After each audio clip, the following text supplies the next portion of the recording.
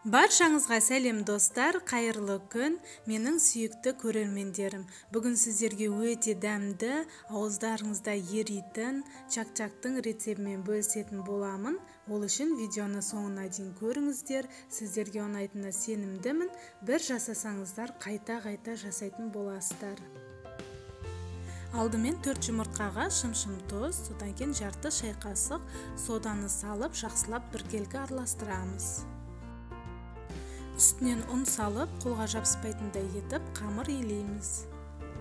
Менің рецепттерім сіздерге ұнаған болса, каналыма тіркеліп, қолдау көрсетіп, каналымның дамуына үлестеріңізді қоссаңыздар, сіздерге алғысым шексіз. Қамырды 20 минутқа қойып қоямыз.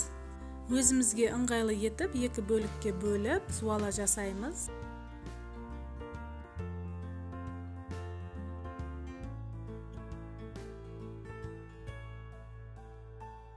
Чак-чагымыз әдемі болу үшін өте жұқа етіп жаямыз.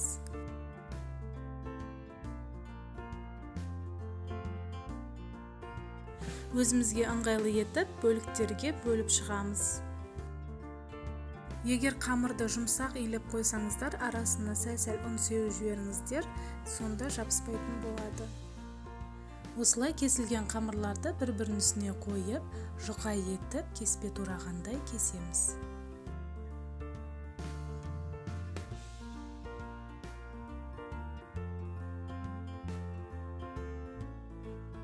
Қызып тұрған майға бір-бір уыстан салып, әдемілеп қызартып, қуырып аламыз.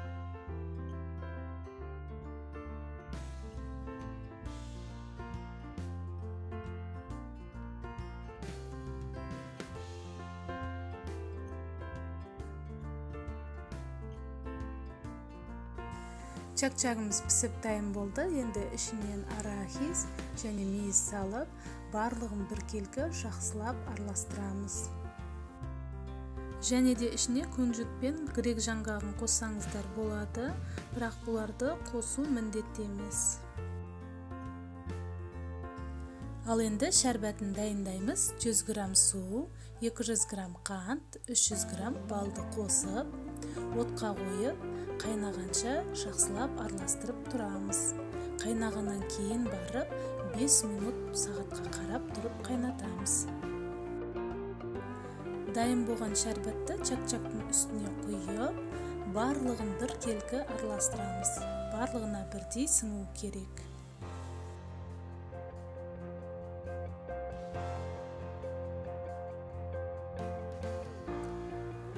Өзімізге ыңғайлы ыдысқа саламыз.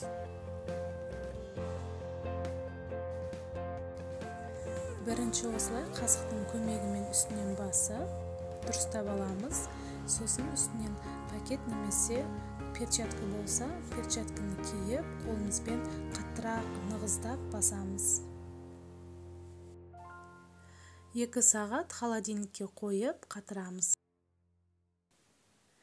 Қалғанын осылай құрт секілді дөңгелек еттім. Маған осы қатты ұнады. Себебі сол сәтте дастарханға қойып, жей берсеңіздер болады. Себебі бұны 2 сағат күтудің қажеті жоқ.